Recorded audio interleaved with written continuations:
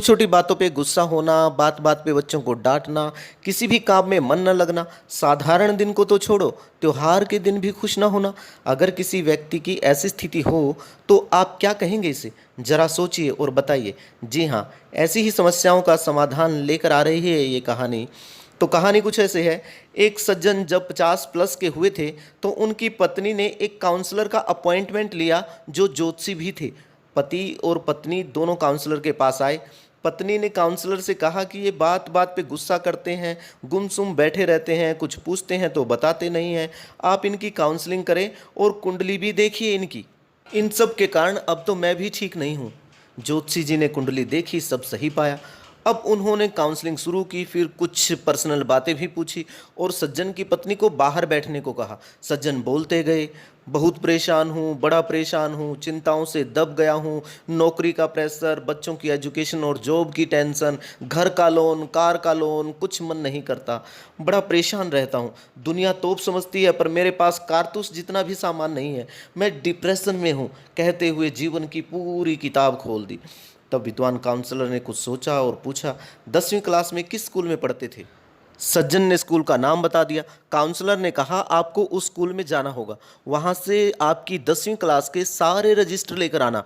सज्जन school गए, register लाए। Counsellor ने कहा कि अपने साथियों के नाम लिखो और उन्हें ढूंढो और उनके वर्तमान हालचाल की जानकारी लाने की कोशिश करो।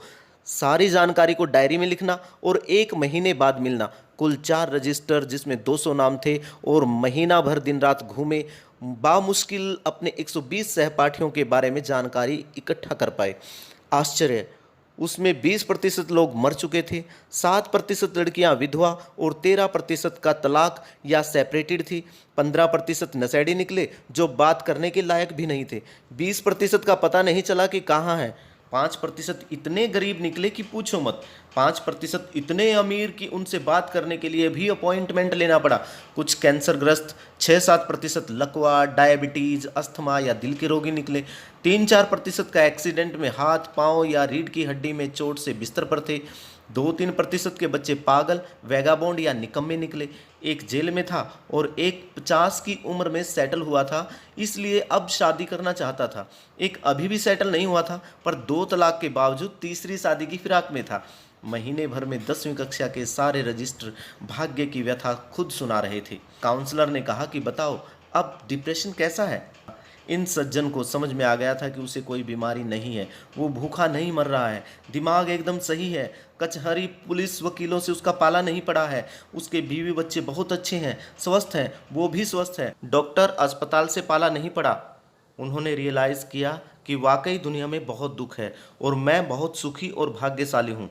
तो बात तय हुई आज की कि धीरू भाई अंबानी बने ना बने ना सही और भूखा ना मरे, बीमार बिस्तर पर न गुजरे, जेल में दिन गिनना न पड़े, तो इस सुंदर जीवन के लिए ऊपर वाले को धन्यवाद देना ही सर्वोत्तम है। क्या आपको भी ऐसा लगता है कि आप डिप्रेशन में हैं? अगर आपको ऐसा लगता है तो आप भी अपने स्कूल जाकर 10वीं कक्षा का रजिस्टर ले आएं। तो दोस्तों, मैं तो यही कहना चाहूँगा कि बहते हुए पानी की तरह बहते जाओ, कचरा अपने आप किनारे लग जाएगा। अगर रुक गए ठहरे हुए पानी की तरह तो एक दिन तन्हाई में ही दम निकल जाएगा, तन्हाई में ही दम निकल जाएगा।